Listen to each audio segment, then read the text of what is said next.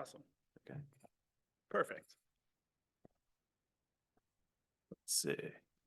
Awesome. Thank you for the introduction. It's great to be here. I am not a forester, so this is my first time. I'll have to remember to look at the camera and not be too animated and move away from that. So this is my first time at this conference. I'm really excited to join and talk about this program that we've developed. Uh, so I am Jared Reynolds. I lead Due North, and so we sort of have this complicated nesting doll relationship. Within Due North, we run this range of startup programming, one of them being the Forestry Accelerator.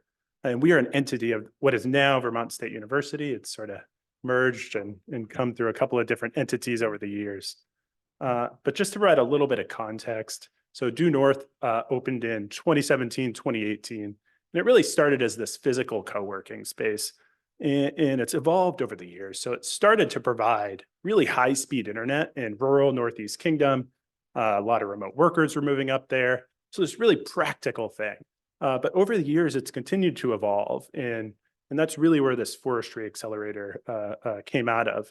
But these are some pictures of our physical co-working space. This Forestry Accelerator is one of our programs. We also run this really industry agnostic regional startup program called Kickstart NEK.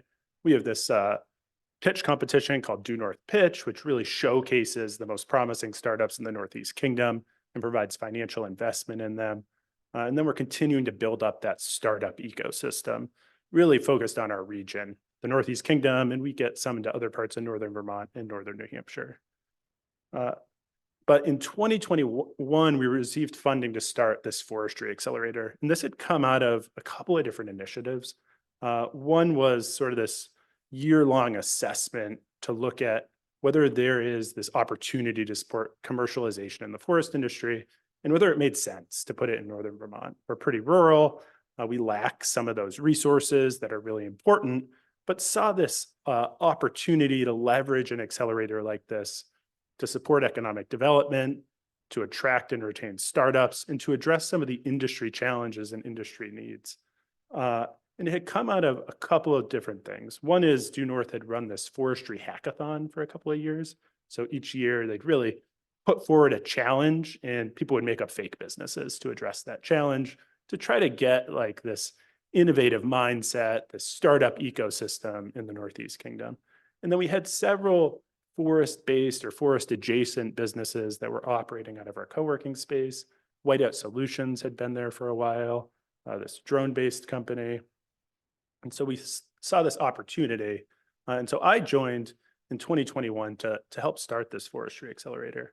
And so I'll get into a little bit more of the details, but high level, it's a 4-month program. It's open to North American-based startups. So not just Vermont, New Hampshire, or New England companies that are commercializing something new or improved product, service, or technology in the forest or wood industries.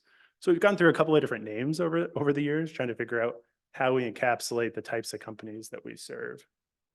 And early on, we developed these 3 focus areas. We've kind of continued to play around with them. But a couple of reasons, they're pretty broad, so it captures a lot of companies. But one is we thought this is where innovation and commercialization in the forest and wood products industry is happening. We thought there was potential that this would support economic growth in Northern Vermont and throughout the Northeast. And then we thought that these 3 areas really helped to address industry challenges. So we really wanted to find companies that were developing new markets for low-grade wood, dust, resins, or other byproducts, technologies that would improve forest management, forest operations, sales, safety, or any advances to wood heat, wood fuels, and wood energy. And I'll show you some of the companies that we've had over our first couple of cohorts, but we've had companies that fall within all of these areas so far. So far we've run 2 cohorts of this program. We've worked with about 16 companies. This is most of them here that have had a logo. Some of them are a little bit earlier stage, so haven't had a logo. But they've included companies from Vermont, New Hampshire, Maine, as well as companies from the West Coast that are looking for this type of opportunity to participate in this really industry-specific program that doesn't really exist elsewhere. And in our first year, we had a lot of companies focused on wood energy and wood heat. We had a couple of tech companies. And then last year in our second year, there's much more of a focus on building materials for whatever reason. That's just kind of what emerged. But those companies were a great fit for the program that we were running. Uh, so, like Applied Biorefinery Sciences, it's a new type of water resistant pellet. Silvercurl is a Vermont-based company, sustainable packaging. Firewood is a tech company to help sell firewood more efficiently. A couple here are mass timber related companies. So the companies range all over the place, but are all have this common being based in the forest wood industry in some ways. And some of them, for the most part, are not necessarily foresters or people with a lot of background in the forest industry, but maybe had some exposure to the industry earlier in their careers, or just saw this opportunity for a company to grow a company in the industry. And so often what they're really looking for are these industry connections, that feedback to reality test this startup idea. So we have a couple of different components of the accelerator. We've played around with this a little bit, constantly getting feedback from companies, figuring out how we can make this program the most beneficial. But we do what we call 3 sprints. So these are multi-day, really intensive. 2 of them are in person. We bring all the companies to the Northeast Kingdom and Northern Vermont, and 1 of them is virtual. And I'll talk a little bit about this in a minute, but these really focus on working with companies to develop their business case, their business model, and what their plan to actually bring this product or service to market is. We do 4 to 5 webinars, topical webinars, bring in industry experts or topical experts in different areas to really build company connections, get them feedback. We don't do official mentor pairing in this program, but instead really try to cast a wide net to give companies exposure to a range of expertise, a range of feedback. Then we offer one-on-one coaching or meeting with companies to really give that individualized feedback as they continue to develop their business model, their business case, and what their next steps are. Here are just a couple of photos. So, a key part of this is building connections. A lot of companies do accelerators because they want to expand their network, whether that's their network to investors, to early customers, to that expertise that they need to continue to tailor their business. Give companies a lot of opportunities to continually present. So several, and then it's a lot of peer feedback. And I'll talk a bit in a minute about a unique approach that we take, but trying to really hit all of those parts. And most of the companies that have participated in other accelerator program. I mean, these programs have sort of popped up throughout the country. There are a ton of them now. And so usually they've participated in other accelerators, but see this real benefit. 1, that it's industry focused, and 2, that it's really tailored to hard technology companies. And I'll mention just how that's unique. So the Forestry Accelerator is really designed to meet the needs of these hard tech and science-based companies. So we talk to a lot of companies. I mean, there's this range of programs out there, and there's a lot that support existing businesses or new businesses that are using an existing technology, which are really beneficial, but it's a little bit different than what we're doing. And then a lot of accelerators are designed around software companies. You sort of are based in this business model, this idea that you come up with this idea, you launch your company quickly, and then you continue to iterate. You get this customer feedback, you tailor it. That's great for a software company, but that doesn't work for a hard technology company that might have huge capital needs. You can't just iterate. You kind of get 1 or 2 chances and you go bankrupt. And so saw this huge gap that there weren't a lot of programs tailored to these hard technology companies. They're all based in this business model canvas. And so I had mentioned that a lot of our companies have done other accelerators, but there are primarily these business model canvas accelerators that didn't make sense for these companies. They're being told, like, just move fast, launch, choose a market, launch into that, and then you'll figure out, you'll get your customer feedback, you'll adjust. And they were like, I can't do that. I need $100 million to start my company. I can't just take $100 million and risk losing it. So we've launched this with that idea in mind. Although we have had some software companies, and I still think this program works for them because it's still important that they understand their market, it's most beneficial to those hard tech companies that exist in the forest industry and that are really valuable, that are using wood in the forest industry. And so here are just a couple of pieces. It's a different time to scale. A software company can scale quickly. A lot of companies in the forest industry, especially new tech companies, that scale time is really long. They're doing research. They might need to do a couple of pilots. They might need to make adjustments, go back, make some adjustments, figure out they have that unique capital needs, a unique capital stack. It's not just looking for equity investment, but they often need grants. They might be looking for funding from the National Science Foundation for research. So understanding the unique capital needs of a hard tech company or a science-based company. They might have to do testing or be looking for pilot partners. And so this year we've started a pilot fund to try to create connections, both fund those pilots, but also create connections between the companies that we have in Vermont and New Hampshire to try to not necessarily recruit companies, but show them the opportunity to be here. And then hard tech companies really have to understand their market data. A lot of we do some other programs that are a lot about customer interviews, which is great, but you have to understand who your customers are, what that market is before you can really do that. I think the most unique thing is this real focus on having a beachhead market. And we're encouraging companies to choose the Northeast as their beachhead market, sort of as wanting to create those connections, show them that these initial customers exist in Vermont and other Northeast states. But often companies start, thinking like, I have this $10 billion market. We're trying to get them as a hard tech company to hone in on what their beachhead market is, who that really specific customer is, and then really focusing on that go-to-market strategy, what they have to do to actually launch and scale this company. So we work with this other company called Ecos VC, and we use their lens of the market program, which has sort of been developed over the years, really with that science-based hard tech company in mind. And so this is like our commercialization framework that we use. Throughout this program, we work with companies to develop their business case, really collect market data. Does this company make sense? Is there a market for it? Who else is out there doing this? We've a lot of companies or a lot of like researchers or academics that have a really cool invention. It's really cool innovation, but nobody really wants it. So making sure there's actually a market for this company, that they understand that. Then that business model part. So a lot of accelerators really just focus on that business model. We do that, but start with companies developing their business case so that they understand what their finances are, how to price their product, what the unit cost of producing it is, and whether it's a financially viable product.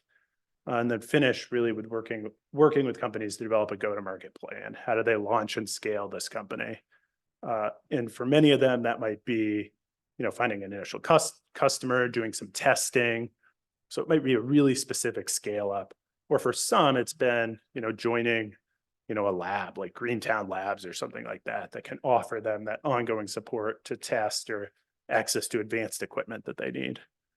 At the bottom there is just some pictures of this. These are like our final company presentations. We put a lot of stock in this peer feedback and the peer support that companies get. And so it's really not an investor accelerator. There are other accelerators that are a lot better. They put you in front of lots of investors. We do some of that. We've had some good interest from like corporate venture funds that will come, join, hear company pitches. But our specialty is definitely not putting companies in front of investors. It's working with them to develop market-aligned products. And then really getting them a lot of expert and peer feedback.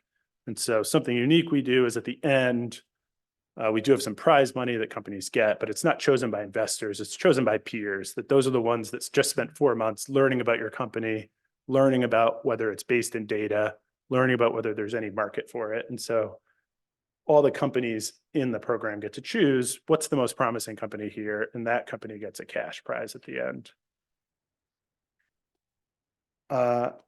So we've continued to tailor this a little bit, but some of what we have on the left is like what we've heard from companies. They've said, we think this program has been really successful at helping us define or refine our value proposition, understand what else is currently out there in the market and what some of our differentiators are, really identify who our beachhead customer should be so that we're not just throwing everything at the wall, that we have a really specific plan to target an initial beachhead customer that'll help test and give us an initial customer. Like for the company that won our accelerator last year is making sort of a fake wood a little bit, but the potential that they can use byproducts to create this wood. But they really honed in on guitar fretboards, so targeting the 3 largest guitar manufacturers, with eventually they can scale up and this could be a flooring product. But instead of just saying like, well, this could be flooring, this could be guitars, this could be anything, really honing in on some really specific customers to get started. Companies like that there's this revenue and pricing model and that they're constantly getting this peer and industry and expert feedback. And the benefits really are that they're understanding the markets, they're finding some investment. We've definitely had some companies successfully raise funding after participation, acquiring some initial customers, and then really trying to push this initial pursuing pilots for companies that many of them are at the stage where they need an initial partnership, some initial customers to test. And so fortunate to now have some funding that we can support that and hopefully build those relationships in the Northeast. So we're launching our 3rd cohort pretty soon, actually. So applications open on April 15th. If you know any companies that would be interested, a good fit, it's really pretty broadly open to startups. Most are probably pre-revenue, but some have some initial revenue, are pivoting a little bit to target some new markets. And this is just kind of like a sample schedule. So we do a kickoff, everybody comes together 2 times, both towards the beginning and at the end. And then we do one of these virtual sprints. And I know several people here have joined for a panel or come and heard company presentations and past accelerators, but definitely if you're interested in seeing some of these emerging companies or products, definitely invite you to come and join. I think, like I mentioned, what's really beneficial to these companies is getting feedback from a range of industry leaders to test out, especially, many of the individuals here that would be potential customers for a lot of these products. And then, we really have had some early success with this accelerator, but have also seen the gaps that exist, that it's just this one specific program. It's been challenging. One is getting that critical mass of companies from the Northeast. So last year we had a lot of West Coast companies. We definitely have a vision for more Northeast companies. So we've had trouble building that pipeline for Northeast companies. So our vision now is really to build out this innovation ecosystem in the forest industry. We're able to support these early stage ideas, lower barrier incubation of potential new products or services, and building a pipeline to our accelerator, as well as increasing access to capital, increasing ongoing access to mentors and to industry experts throughout the year. So for 2 years now, about to be our 3rd, we've run this really specific program, but see this opportunity to build out those resources around it. And so we've just got some additional funding, and then have also been working with many people in this room as part of this NSF engine development, including the Northern Forest Center, which has been really incredible. And I think there's this huge potential to really build out that commercialization ecosystem or innovation ecosystem in the forest industry. So looking forward to continuing to develop additional resources for companies. That's what I have. If you have any questions, if you want to talk about this program, if you have companies or an interest in supporting companies, definitely invite you to reach out. We have some more information. forestaccelerator.org is our website, so you can learn more on there. That's what I got.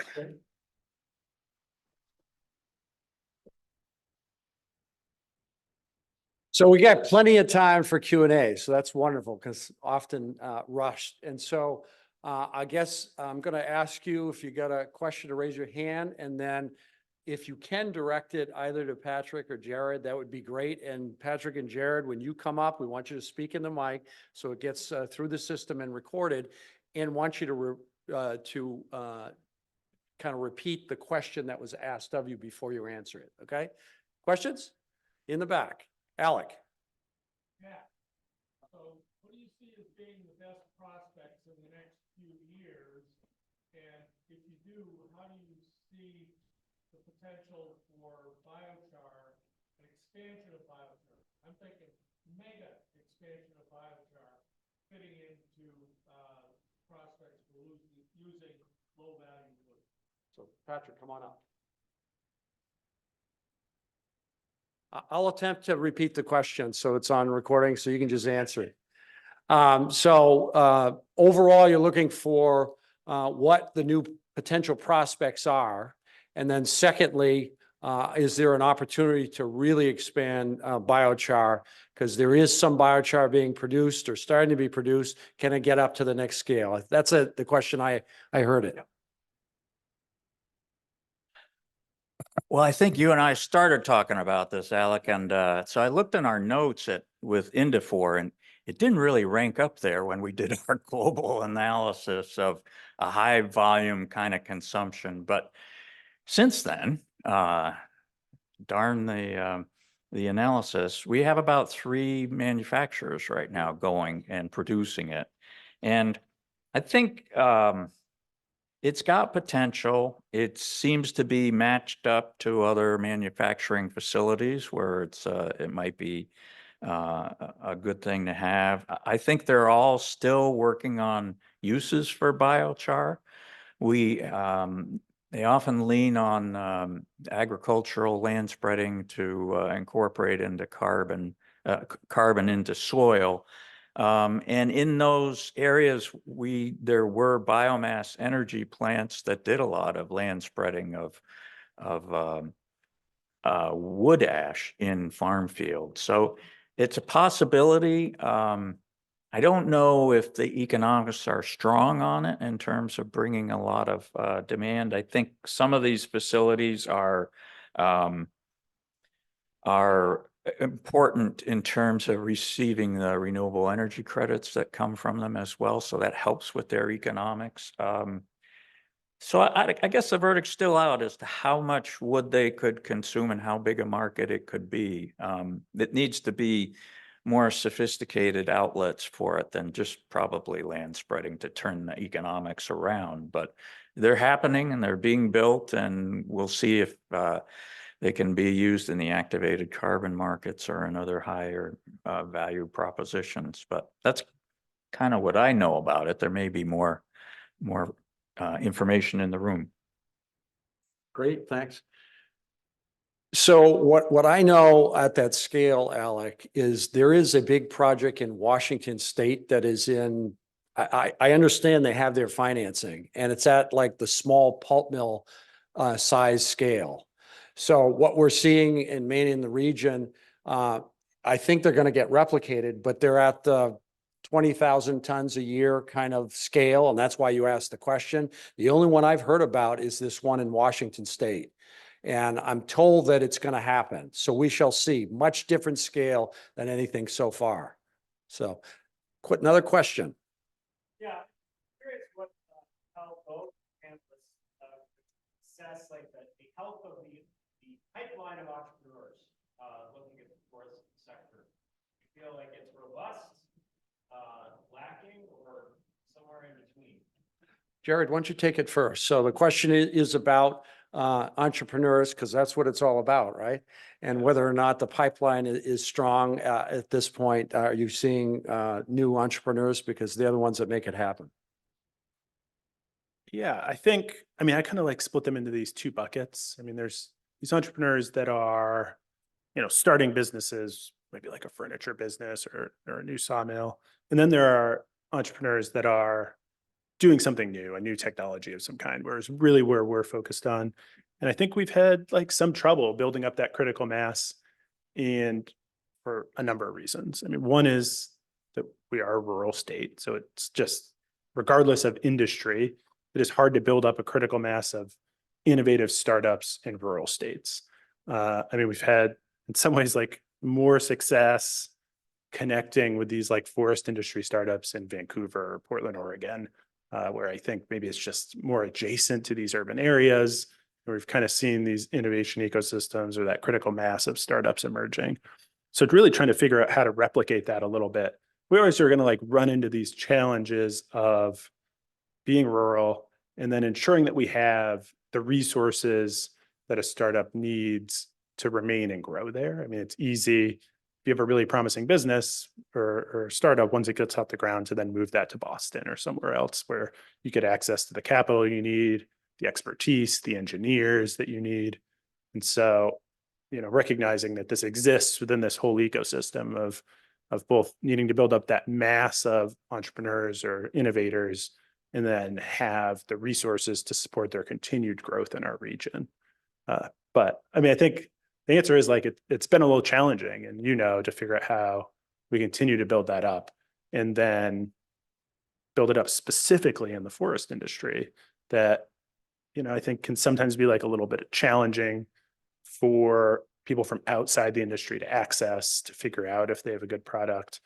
So really trying to make it accessible, kind of that welcoming, to build those connections for startups to connect with all of you in the forest industry that have this immense industry knowledge and understanding of the potential for these types of products and these entrepreneurs, whether or not they can succeed.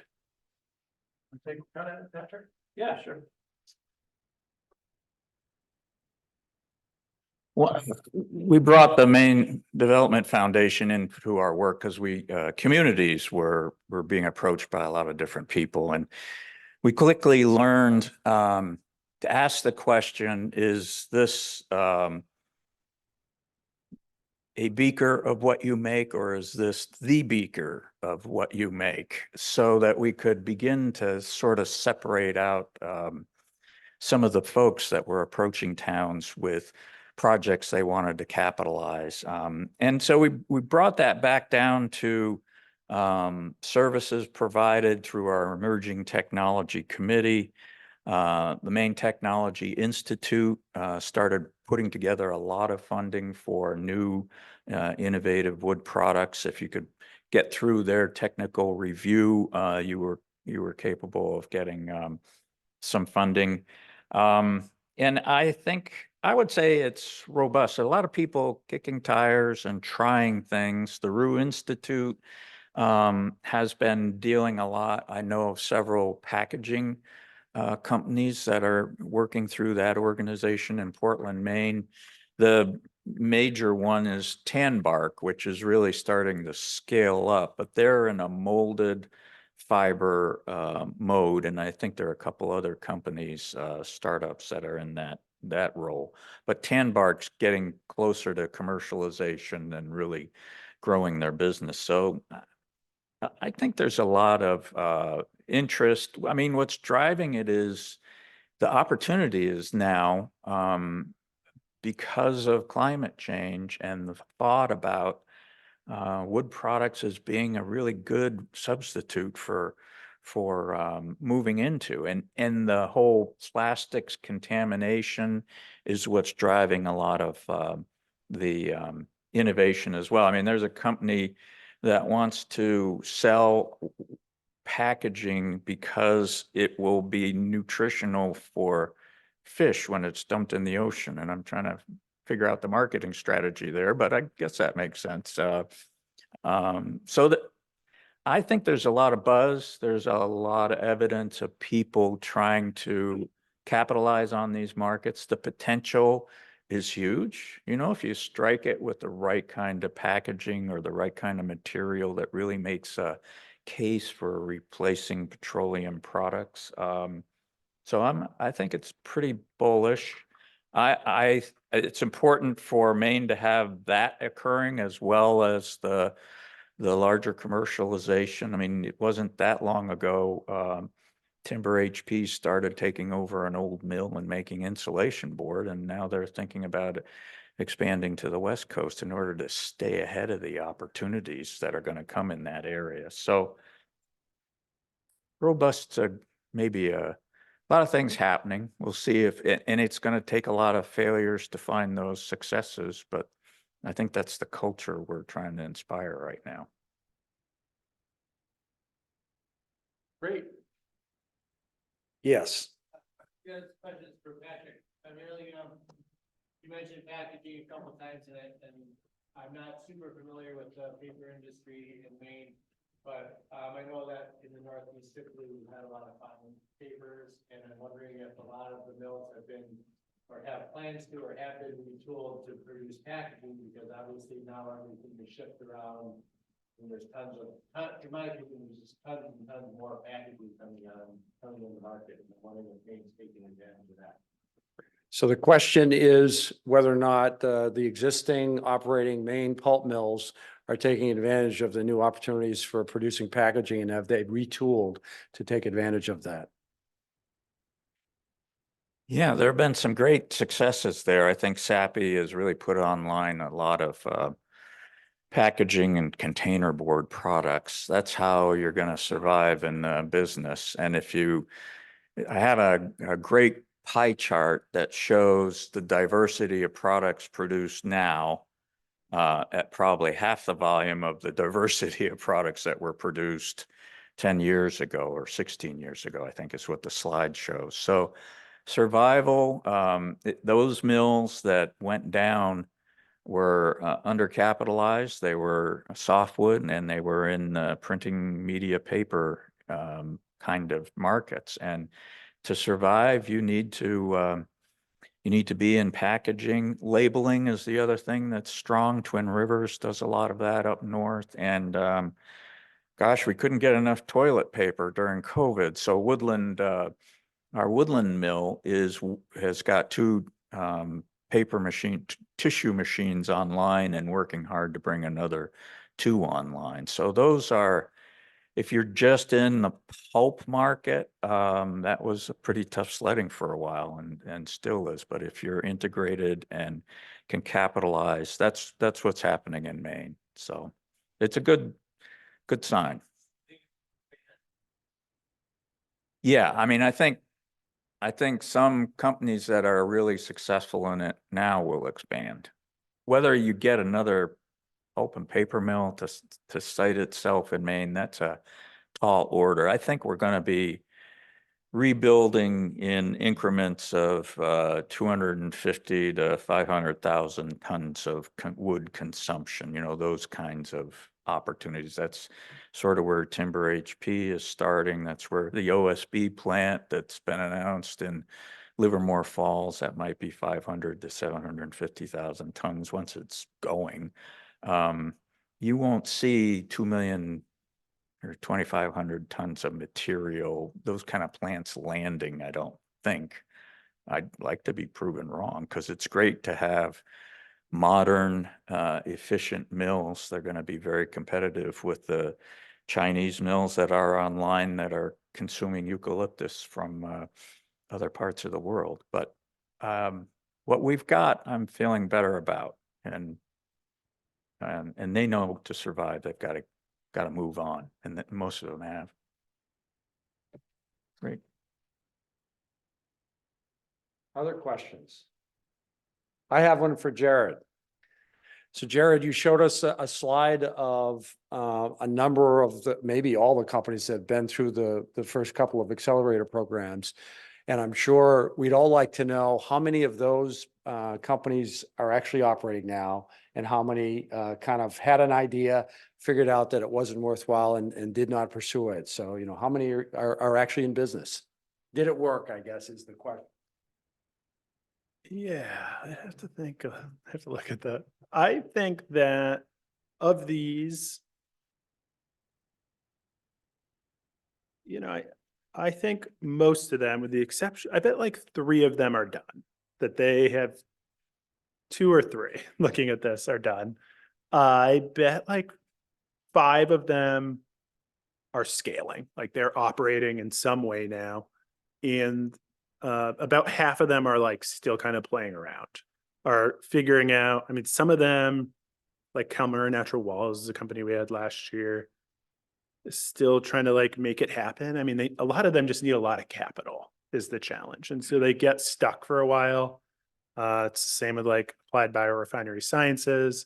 It's like a neat company. I'm not quite sure if they've given up or not, but it just, it needs $20 to $25 million to get off the ground. And it's the big challenge is there's not like a partial operation. It's like either kind of exist or you don't. I mean, I think they have like a $4 or $5 million pilot plant that loses money. And it's like a $25 million plant that actually makes money. And so a lot of companies get stuck right there of figuring out like whether they can raise that kind of funding and whether anybody will invest in them to lose money for 3 to 4 years. Which I think, like Timber HP is now successful, but that took, I don't know, was it 6 years or so, maybe more than that. And so I think that's where some of these companies are stuck. In a couple of them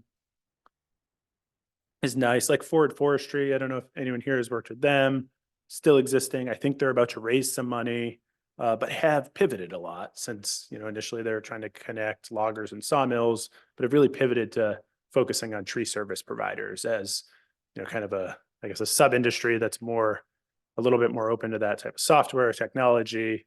And they struggled with loggers to sell the technology to loggers.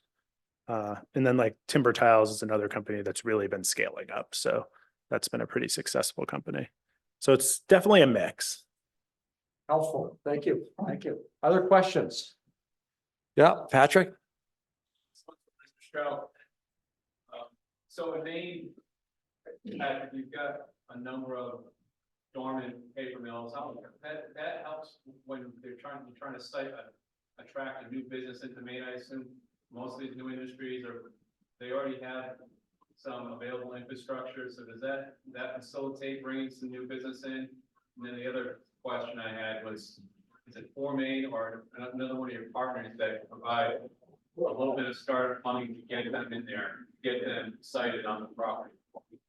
Want to repeat the question? You want me to repeat the question? You could do it. I Give get me the, more time to think. yes, okay. So I guess the question is twofold. Number one, Maine's had an advantage. There have been closed pulp mill sites that are kind of being used for redevelopment. And is that kind of thing going to continue? And also is out of for Maine, is there actually some capital to get them onto those sites, that are existing, these brownfield sites?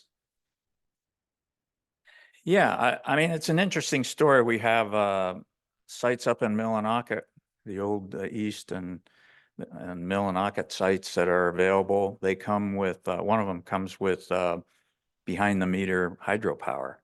So that's a good deal. But we're still working to find the right kind of tenant for that facility.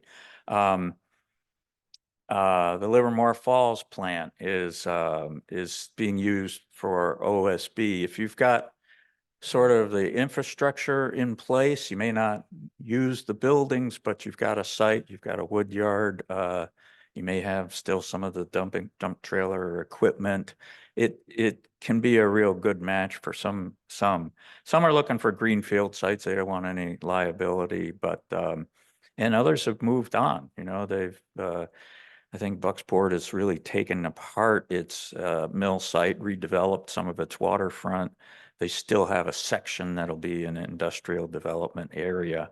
So there's a real mix. I would say more recently, what we're finding is if you have an energy generating asset like a hydropower or a biomass boiler associated with the site and still intact, that's becoming more and more valuable as everybody thinks about the grid and where we're going to get power.